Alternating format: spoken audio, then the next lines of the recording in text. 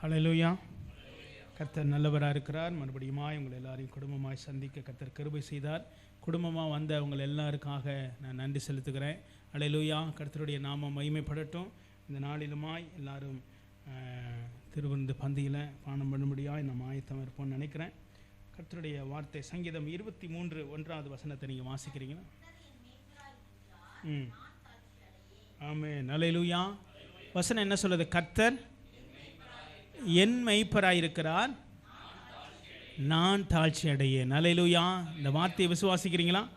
ஆண்டவர் எனக்கு மெய்ப்பராய் இருக்கும் பொழுது நான் என்ன செய்ய மாட்டேன். இது யார் சொன்னது? தாவீது சொல்லுகிறதான ஒரு காரியம். ஹல்லேலூயா. கர்த்தர் மெய்ப்பராய் இருக்கும் பொழுது என்ன செய்ய மாட்டாரா? நான் தாழ்ச்சி அடைய மாட்டேன். கர்த்தர் என் மெய்ப்பராய் இருக்கிறார், நான் என்ன செய்ய மாட்டேன்? தாழ்ச்சி அடைய மாட்டேன். ஹல்லேலூயா. ஒரு விசுவாசத்தோடு அவர் சொல்கிறாரு, என் ஆண்டவர் எனக்கு எப்படி இருக்கிறாரு? எனக்கு மெய்ப்பர். ஹல்லேலூயா. மெய்ப்பன் அப்படின்னா ஆடை மெய்க்கிறவனுக்கு பேர் தான் மெய்ப்பன் இல்லையா? ஆடு ஒரு நாள் கவலைப்படாது. ஆடு கவலைப்பட்டு பார்த்துருக்கீங்களா? ஆடு கவலைப்படாது. எங்கேயாவது போய் கண்ணீர் வடிக்குமா? கண்ணீர் வடிக்காது. ஏன் அப்படின்னா ஆடு மெய்ப்பனை நம்பி தான் இருக்குது. ஹல்லேலூயா. அப்போ மெய்ப்பன் இந்த இடத்துல அவர் சொல்கிறாரு, நாம் அவருடைய ஆடுகளாக இருக்கிறோம். ஆண்டவர் நமக்கு ஒரு மெய்ப்பரை போல இருக்கிறார். ஹல்லேலூயா. அப்போ ஆண்டு சொல்கிறாரு, நான் உனக்கு மெய்ப்பராக இருக்கிறேன், நீ என்ன செய்ய மாட்ட? தாழ்ச்சி அடைய மாட்டேன். அப்படின்னா தாழ்ச்சி அடைகிறதுன்னு என்னது? குறைவுபடுறது. ஹல்லேலூயா. இந்த காரியம் இப்படி நடந்துடுமா? இந்த பிரச்சனை எனக்கு இப்படி இருக்குமா? இந்த சூழ்நிலை எனக்கு மாறுமா? ஆண்டு சொல்கிறாரு, நான் உனக்கு மெய்ப்பராக இருக்கிறேன், உன் நிலைமை எல்லாம் நான் மாற்றுவேன். ஹல்லேலூயா. சூழ்நிலைகளை மாற்றுகிறதை மாறி இருக்குதா? நமக்கு சூழ்நிலை மாறி இருக்குதா? அப்போ ஆண்டு சொல்கிறார், இனிமேலும் மாற்றுவார். ஹல்லேலூயா. நம்ம கவலைப்படாமல் கர்த்தரை நோக்கி நம்ம பார்க்கணும். கர்த்தர் எனக்கு மெய்ப்பராக இருக்கிறார், நான் என்ன செய்ய மாட்டேன்? தாழ்ச்சி அடையவே மாட்டேன். ஹல்லேலூயா. நான் குறைந்து போக மாட்டேன். நான் எப்படி இருக்க மாட்டேன்? நான் என்னுடைய வாழ்க்கையில் குறைவு இருக்காது, ஆனால் என் வாழ்க்கையில் நிறைவை ஆண்டவர் தர வல்லவராக இருக்கிறார். ஹல்லேலூயா. அப்போ அவர் நமக்கு மெய்ப்பர். ஒரு ஆடு ஒரு ஆட்டை சரியான புல்வெளியில் நடத்துகிறதுக்கு தேவனுக்கு மட்டும்தான் முடியும். ஹல்லேலூயா. நாம் அவர் ஆடாக இருக்கிறோம். எப்படி இந்த உலகத்தில் இருக்கிற ஒரு மெய்ப்பன் ஆட்டை எங்கே புல் இருக்குது, எங்கே தண்ணி இருக்குதுன்னு பார்த்து நடத்த ஒரு மெய்ப்பனுக்கு முடியும்னா, அதே மெய்ப்பனாகிய இயேசு கிறிஸ்து சொல்கிறாரு, நான் உன்னை என்ன செய்வேன்? நான் உன்னை சரியான பாதையில் எங்கே புல் இருக்குது, எங்கே தண்ணி இருக்குது, அதை நான் நடத்துவேன். நீங்கள் யாராவது நினச்சி பார்த்தீங்களா இந்த நேரத்தில் நான் இப்படி இருப்பேன்னு? டிஃப்ரெண்ட்டான லைஃப்பில் டிஃப்ரெண்ட்டான இடத்துல நம்ம போய்கிட்டு இருக்கிறோம் இல்லையா? எங்கேயோ பிறந்து எப்படியோ வளர்ந்து. ஏன் அப்படின்னா இந்த மெய்ப்பனுக்கு தெரியும், இந்த ஆடை இந்த இடத்துல தான் கொண்டு போய் விடணும். ஹல்லேலூயா. ஆண்டவர் அவருக்கு தெரியும், இந்த ஆடை அங்கே கொண்டு போனால் வழி திறக்கும், சில ஆடை இங்கே வச்சுருந்தா வழி திறக்கும். ஹல்லேலூயா.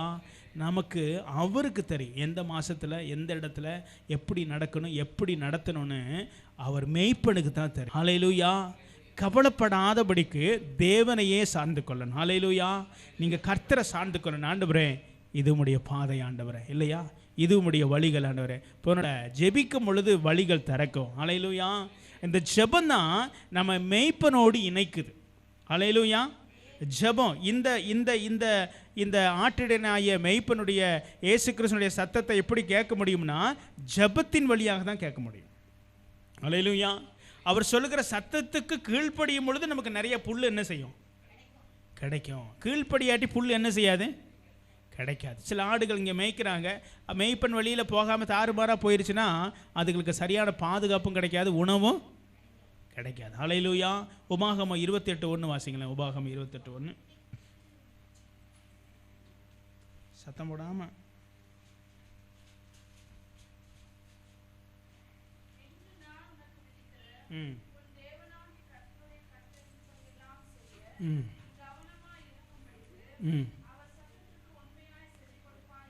பாருங்க, இன்று நான் உன் தேவனாகிய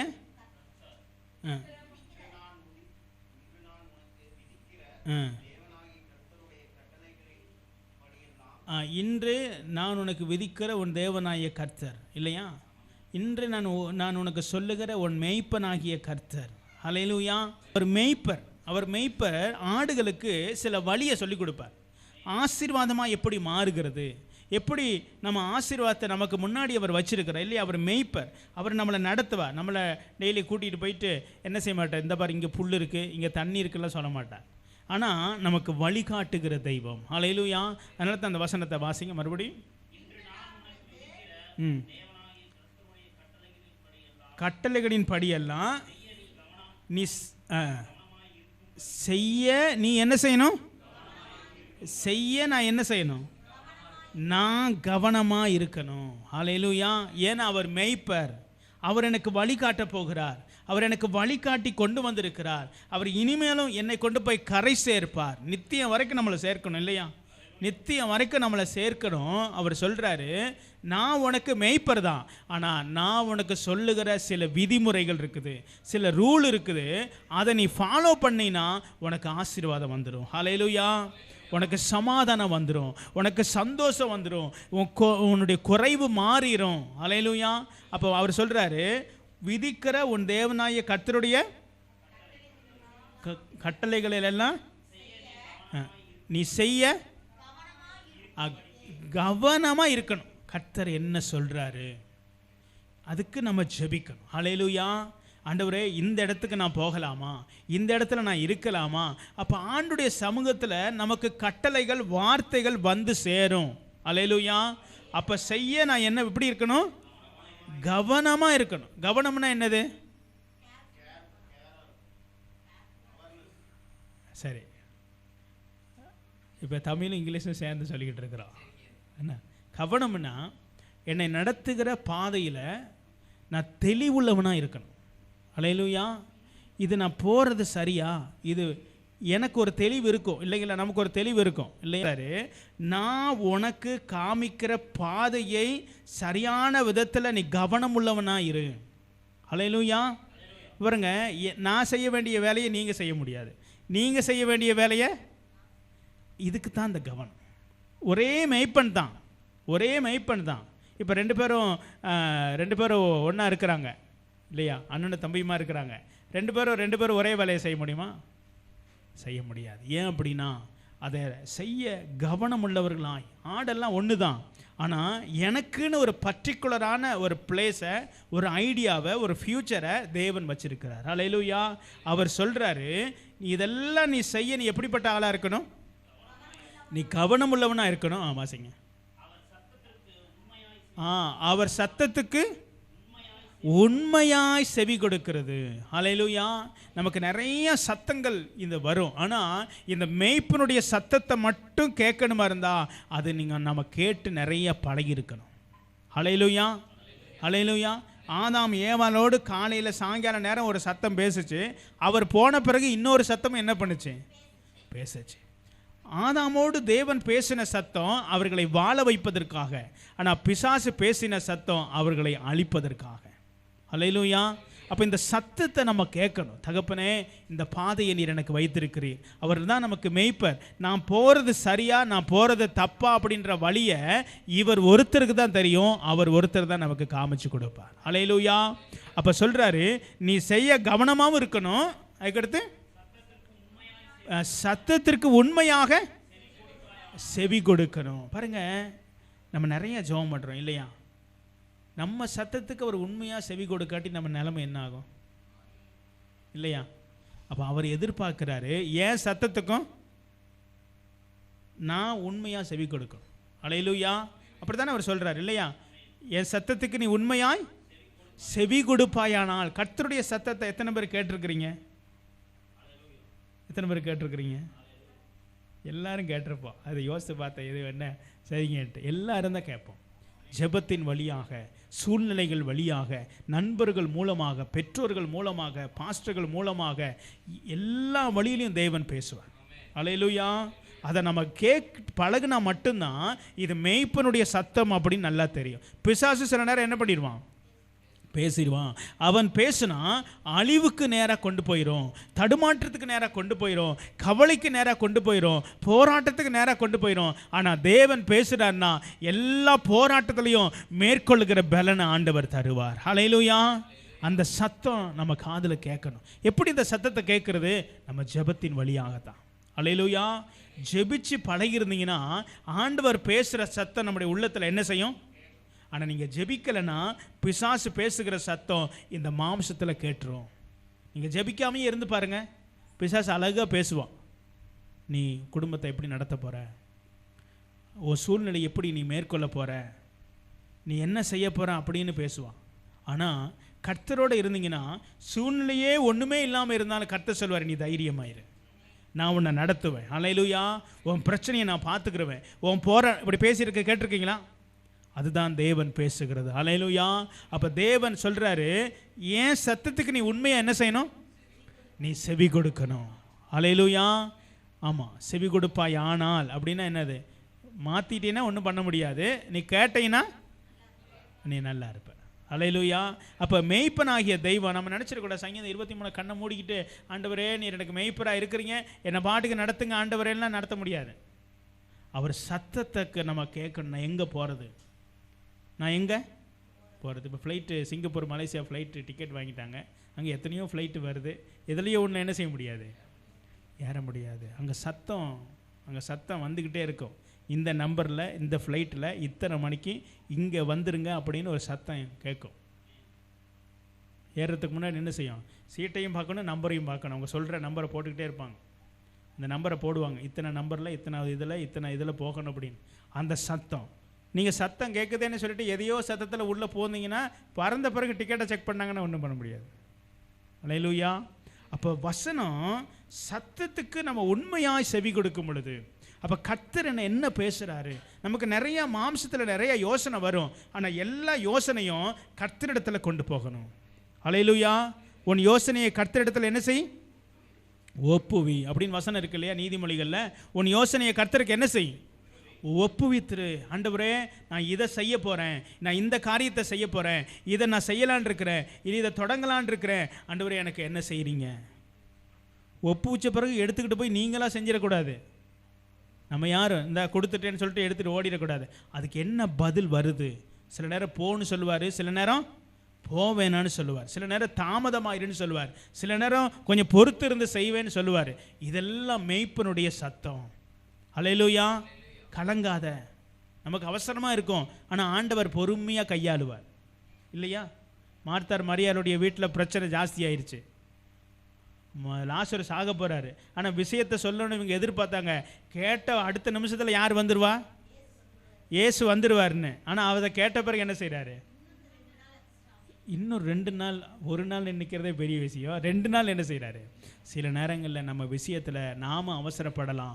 ஆண்டவர் பொறுமையாக கையாளும் பொழுது அவசரப்படக்கூடாது. ஹல்லேலூயா. அவசரப்படக்கூடாது. நிலைமை எப்படினாலும் பரவாயில்ல, சரிப்படுத்த போகிறது யார் தான்? கர்த்தர் தான் சரிப்படுத்த போகிறார். எல்லாம் இங்கே இருக்கிறீங்களா? யோசனையில் வெளியே போயிட மாட்டீங்களே. ஹல்லேலூயா. ஆண்டவர் நம்மளை சரிப்படுத்துகிற தெய்வம். ஆண்டவர் எந்த நிலைமையிலையும் ஆனால் அந்த சத்தத்தை நம்ம கேட்கணும். ஆதாம் ஏவாளும் கொஞ்ச நேரத்தில் அவசரப்பட்டுட்டாங்க.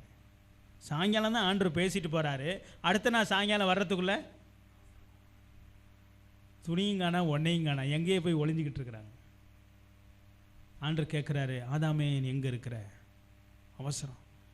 ஆண்டவர் சொன்னார், இதை செய்யணும் இதை செய்யக்கூடாதுன்னாரு. பிசாசு வந்து சொன்னான், இதை இதை செய்யாதன்ட்டான். வந்தது பிரச்சனை. இன்னை வரைக்கும் கல்வாரிக்கு வந்து தான் அதை மீட்க வேண்டியதாகிடுச்சு. சில இதுகளுக்கு ரொம்ப வேல்யூ கொடுக்க வேண்டியதாயிரும். கொஞ்சம் மிஸ் ஆகிட்டாலே வாழ்க்கை மாறிடும். அதனால தான் ஆண்டவர் சொன்னார், நீ உண்மையாய் செவி கொடுக்கணும், நீ கவனமாக இருக்கணும், நீ எச்சரிக்கையாக இருக்கணும். ஏன் அப்படின்னா இன்னொரு சத்தம் பேசுகிறதுக்கு ரெடியாக என்ன செய்யுது இருக்குது. ஹல்லேலூயா. யோவான் 10:10 வாசிங்க.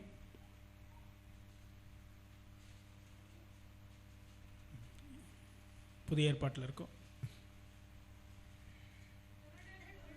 ம் ம் ம் ம் ம் ஹல்லேலூயா. அவர் சொல்றாரு, திருடன் திருடவும் கொல்லவும் அழிக்கவும் அன்றி வேற ஒன்றுக்கும் வரமாட்டான். திருடன் பொழுது பிசாசை பற்றி பேசுது. பிசாசு நம்முடைய வாழ்க்கையை அழிப்பதற்காக வருகிறான். அவன் தடுமாற பண்ணுகிறதுக்காக வருகிறான். கவலைப்பட வைக்கிறதுக்காக வருகிறான். ஒன்றுமே இல்லைன்னு அவன் நம்மளை நம்ப வைக்கிறான். உன் வாழ்க்கையில் ஒன்றுமே நடக்காது நம்ம சொல்ல பார்க்குறான். அது நிமித்தம் கவலை வந்துடும், போராட்டம் வந்துடும், விரக்தி வந்துடும். ஏன் அப்படின்னா அவன் திருடன். அவன் என்ன செய்வான்? நம்மளை டைவர்ட் பண்ணிடுவான். திருடன் என்னைக்காவது நேர் வழியில் நம்மளை சொல்லிக் கொடுப்பானா? ஆமாம், அவன் சொல்லுவான், இங்கே பாரு, உனக்கு இவ்வளோ பெரிய பிரச்சனை இருக்குது, நீ என்ன செய்ய போகிறான்னு கேட்பான். உள்ளத்தில் கேட்பான், உனக்கு வேலையே இல்லை, நீ என்ன செய்ய போகிற? ஆனால் தேவன் உள்ளே இருந்தார்னா அவன் சொல்லுகிற வார்த்தைகள் ஒன்றும் உள்ள நமக்குள்ளே என்ன செய்யாது? வராது. அவர் சொல்கிறாரு, திருடன் திருடவும் கொல்லவும் அழிக்கவும் அன்றி வேறு ஒன்றுக்கும் வரமாட்டான். நானும்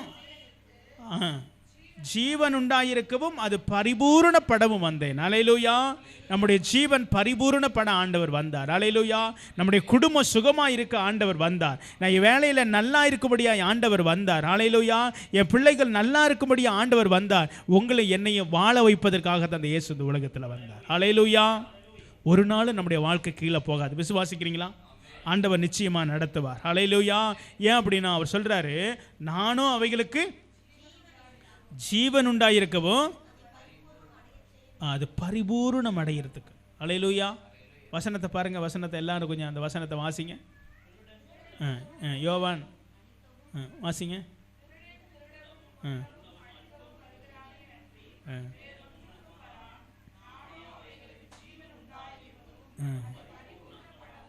வந்தேன். அல்லேலூயா. ஏன் உங்களை வாசிக்க சொல்கிறேன்னா, என்னை கவனிச்சிங்கன்னா டக்குன்னு வாசிப்பீங்க. எங்கேயோ இருந்தீங்கன்னா நீங்கள் வாசிக்க மாட்டீங்க. நீங்கள் வெளியில் இருக்கீங்கன்னு அர்த்தம். அப்போ நானும் அவைகளுக்கு ஜீவன் உண்டாயிருக்க. அல்லேலூயா. ஆண்டு சொல்கிறாரு, உனக்கு நன்மை உண்டாயிருக்க, உன் குடும்பம் வாழ்ந்திருக்க, உன் பிள்ளைகள் செழித்திருக்க, நீ சமுதாயத்தில் உயர்ந்திருக்க, நான் உனக்கு நன்மை செய்யும்படியாய் என் ஜீவனை உனக்கு முன்னாடி நான் வச்சிருக்கிறேன். அல்லேலூயா. அதுக்கு தான் ஆண்டவர் வந்தாரா? எதுக்கு வந்தாரா?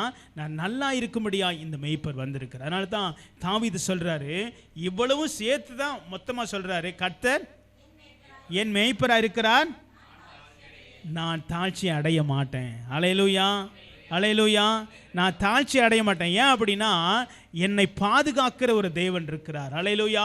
என் சத்தத்துக்கு செவி கொடுக்கிற ஒரு ஆண்டவர் இருக்கிறார். என் நிலைமையை மாற்றுகிற ஒரு தேவன் இருக்கிறார். அவர் நிச்சயமாக என்னை மாற்ற வல்லவராக இருக்கிறார். அல்லேலூயா. திருடன் கையில் மாட்டிக்கொள்ளாதபடி என்னை பாதுகாக்கிற ஒரு தெய்வம். அல்லேலூயா. அழிவுக்கு என்னை விலக்கி காத்துக்கொள்கிற தெய்வம். எத்தனை பேர் சில நேரம் தற்கொலை பண்ணிடுறாங்க இல்லைங்களா? அதெல்லாம் அந்நிய சத்தங்கள். ஏன்னா இவன் தான் திருடன், திருடவும் கொல்லவும். இதுதான் அவனுடைய வேலை, கொல்றது. நல்லா தான் இருப்பாங்க, திடீர்னு பார்த்தா தவறான. ஏன்? அந்த சத்தம் அவர்களை வழி நடத்துது. அந்த சத்தத்தை கேட்டு பழகி இருக்கிறாங்க. பிசாசு ஒரு நாளெல்லாம் செய்ய மாட்டான், அதுக்கு டைம் எடுப்பான். அவன் சூழ்நிலைகளை மாற்றி அப்படியே கொண்டு வருவான்.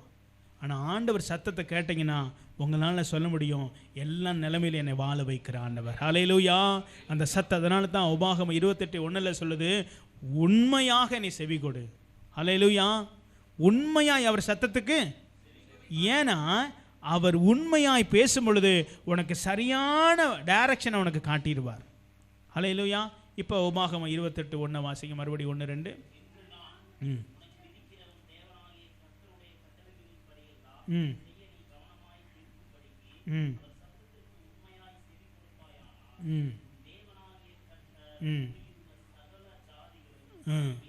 உன்னை மேன்மையாக அவர் வைப்பார். அல்லேலூயா. மேன்மையாக எப்படி மேலே வர்றது? நிறைய பேர் நினைக்கிறாங்க, எப்படி மேலே வர்றது? தேவனுடைய வழியில் நடந்த மேலே வந்துடலாம். அல்லேலூயா. பணத்தை நிறையா சேர்க்கிறனாலாம் மேலே வர முடியாது. எத்தனையோ குடும்பங்கள் பணத்தை சேர்த்து மேலே வர முடியாமல் நிலைமைகள் என்ன செய்யுது? சரித்திரத்தில் நீங்கள் வாசிக்க முடியும். ஆனால் கர்த்தர் சொல்கிறாரு, நான் உன்னை ஆசீர்வதிப்பேன். அல்லேலூயா.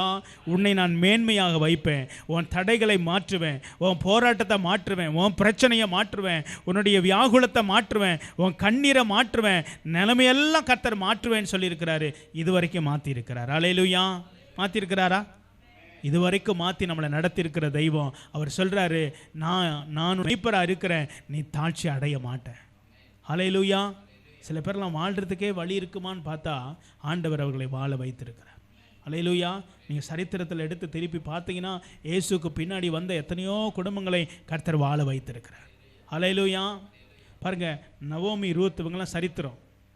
நவோமி ரூத்துடைய வாழ்க்கையில் ஒன்றுமே இல்லை, ஆனால் கர்த்தருடைய சத்தத்தை பின்பற்றி வந்தனால அவங்க வாழ்க்கை இன்னைக்கும் ஆசீர்வாதமாக வச்சிருக்கிறார். ஹல்லேலூயா.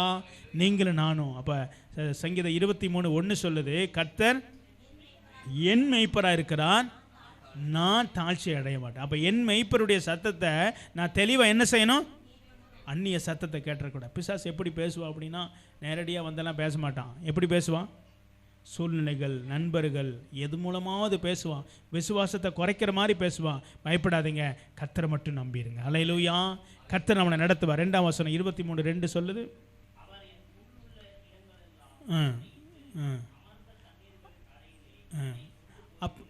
அவர் என்னை புல்லுள்ள இடத்துல மேய்த்து அமர்ந்த தண்ணீர் அண்டையில் என்னை கொண்டு போய் என்ன செய்கிறாரு? அமர்ந்த தண்ணீர் அண்டைனா பரிசுத்த ஆவியானுடைய கரத்தில். ஹல்லேலூயா. பரிசுத்த ஆவியானவர் தண்ணீருக்கு அடையாளம். ஹல்லேலூயா. அது அமர்ந்த தண்ணீருக்கு. காட்டுநாட்டின் அந்த சும்மா அந்த அமைதி இல்லாத வெள்ளம் இல்லை, அவர் அமர்ந்த தண்ணீர் அண்டைனா ஒரு சமாதானமுள்ள வழியில் நம்மளை நடத்துகிற பரிசுத்த ஆவியானவர். ஹல்லேலூயா. சமாதானம். எவ்வளோ பெரிய பிரச்சனை இருந்தாலும், போராட்டம் இருந்தாலும் ஆண்டவர் சொல்ல, கொஞ்சம் பொறுத்துரு, கொஞ்சம் அமைதியாயிரு. இது யாருடைய வேலைன்னா ஆவியானவருடைய வேலை. ஹல்லேலூயா. ஆவியானவர் நமக்கு உதவி செய்ய வல்லவராக இருக்கிறார். பாருங்க, ஆபிரகாமும் தன் மகனை பலி செலுத்தும்படியாய் மோரியா மலைக்கு கொண்டு போய் சொல்லிட்டார். ஒருவேளை போராட்டம் இருந்தாலும் ஆவியானவர் அவரை சமாதானப்படுத்தி வழி நடத்திக்கிட்டே போனார் இல்லையா? அப்பா கேட்குறாரு, அப்பா கிட்ட மகன் கேட்குறாரு, ஆடு எங்கே காணா? ஆனால் ஆபிரகாம் சொல்கிறார், கர்த்தர் எல்லாத்தையும். அந்த அமைதியான சூழ்நிலை போராட்டமாக இருக்கலாம், பிரச்சனையாக இருக்கலாம், ஆனால் கர்த்தர் வழி நடத்த வல்லவராக இருக்கிறார். ஹல்லேலூயா. பவுலடியார் ஒரு கப்பல் பிரயாணத்தில் போகும்போது கப்பல் எல்லாமே உடஞ்சி போயிருச்சு. எல்லாரும் 256 பேர் கப்பலில், அவ்வளோ பேர் எங்கே இருக்கிறாங்க? கடலுக்குள்ளே இருக்கிறாங்க. ஆனாலும் ஆவியானவர் தேவன் அவரோடு இடைப்பட்டு சொன்னார், ஒருத்தரும் சாக மாட்டீங்க. ஹல்லேலூயா. அந்த கரை சேர்க்கிற தேவன் வல்லவராக இருக்கிறார். ஹல்லேலூயா. நம்மளை கர்த்தர் கரை சேர்ப்பார். ஹல்லேலூயா. நம்முடைய குடும்பத்தை வழி நடத்துவார். எல்லா தடைகளையும் நீக்கி நிச்சயமாய் வழி நடத்த அவர் வல்லவராக இருக்கிறார். ஹல்லேலூயா. விசுவாசிக்கிறீங்களா? ஆண்டவரின் குடும்பத்தை நடத்துகிற அவர் வல்லவராய். ஏன்னா அவர் நம்முடைய குடும்பத்தினுடைய மேய்ப்பராக இருக்கிறார். ஹல்லேலூயா. கண்களை மூடலாம், ஆண்டுடைய கரத்தில் நம்மளை ஒப்பு கொடுக்கலாம். ஆண்டவர்கிட்ட சொல்லுங்கள், ஆண்டவரே நீர் எனக்கு மேய்ப்பர், ஆண்டவரே நான் தாழ்ச்சி அடைவதில்லை. சொல்லுங்கள், ஆண்டவரை பார்த்து சொல்லுங்கள், ஆண்டவரே நீர் எனக்கு மேய்ப்பரப்பா, இன்னும் என்னை நடத்துவீங்கப்பா. இத்தனை வருஷம் நடத்துனதல்ல, இனிமேலும் என்னை நடத்துவீங்க, என் குடும்பத்தை நடத்துவீங்கப்பா, எனக்கு ஒரு நல்ல வழியை காமிப்பீங்க, ஆண்டவரே எனக்கு ஒரு வேலையை தருவீங்கப்பா, ஆண்டவரே என் எல்லா சூழ்நிலையும் என்னோடு கூட இருப்பீங்கப்பா, என் தடைகளை எல்லாம் நீங்கள் மாற்றி போடுவீங்க தகப்பனே. எல்லாரும் கர்த்தரை நோக்கி பார்க்கலாமா? ஆண்டுடைய சமூகத்தில் ஆண்டவரை நோக்கி பாருங்கள். ஒரு விசை ஆண்டுடைய கரத்தில் நம்ம ஒப்பு கொடுக்கலாம். ஒரு நாளும் ஆண்டவர் கைவிட மாட்டார். அதனால தான் சொன்னார், யாக்கோபு என்னும் சிறு பூச்சியே, நீ ஒன்றுக்கு கவலைப்படாத, உன்னை உண்டாக்கினவர் நான் உனக்கு முன்னாடி நடந்து போகிறேன், உன் தடையெல்லாம் நான் உடைத்து போடுவேன், உன் போராட்டத்தை எல்லாம் நான் மாற்றி போடுவேன், நீ தைரியமாயிரு, உன் சூழ்நிலைகளை நான் மாற்றுகிற ஒரு மேய்ப்பர் நான் உன்னோடு கூட இருக்கிறேன், உன்னுடைய எல்லா தடைகளையும் கர்த்தர் நீக்கி போட அவர் வல்லவராக இருக்கிறார். கர்த்தருடைய கரத்தில் ஒப்பு கொடுக்கலாம். எல்லாரும் ஒரு விசை கர்த்தரை நோக்கி பார்க்கலாமா? எல்லாம் ஜெபம் பண்ணுங்க. ஆண்டவரே நீர் எனக்கு மேய்ப்பராக இருக்கிறீர்ப்பா, என்னை முழுவதும் உம்முடைய கரத்தில் நான் ஒப்பு கொடுக்கிறப்பா, என்னை நீங்கள் வழிநடத்துங்க ஆண்டவரேன்னு சொல்லுங்கள். கர்த்தருடைய சமூகம் நம்மளை வழிநடத்த வல்லவராக இருக்கிறார். ஆண்டவரே இந்த நாட்களில் உம்முடைய கரங்களில் ஒப்பு கொடுக்கிறப்பா, ஆண்டவரே உம்முடைய பிள்ளைகளை கர்த்தர் வழிநடத்துவீராக, எல்லா தடைகளையும் நீக்கி போடுவீராகப்பா. இந்த ஆராதனை வேளையில் ஆண்டவரே நீர் எங்களுக்கு மேய்ப்பராக இருக்கிறீங்கப்பா, நாங்கள் ஒருபோதும் நாங்கள் தாழ்ச்சி அடைவதில்லை கர்த்தாவே. இதுவரைக்கும் எத்தனையோ பிரச்சனைகள், எத்தனையோ போராட்ட சூழ்நிலைகளை ஆண்டவரே கடந்து வர கர்த்தர் கிருபை தந்திருக்கிறீங்கப்பா.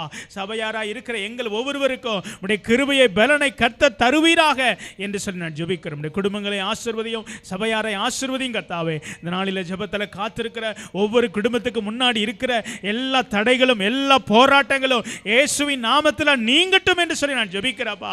சத்துரு கொண்டு வந்த எல்லா தடைகள், எல்லா போராட்டங்கள், எல்லா மனக்குழப்பங்கள் இயேசுவின் நாமத்தில் எல்லாம் விலகுவதாக என்று கட்டளை கொடுக்கிறோம் ஆண்டவரே. சபையார் சபையாரை ஆசீர்வதியும், காத்துக்கொள்ளுங்க, பலப்படுத்துங்க, உடைய நாமத்தை மகிமைப்படுத்துங்க. எல்லா துதிகன மகிமையை நாங்கள் உமக்கு செலுத்துகிறோம். இயேசுவின் மூலம் ஜெபிக்கிறோம் நல்ல தகப்பனே. ஆமென், ஆமென், ஆமென். அல்லேலூயா.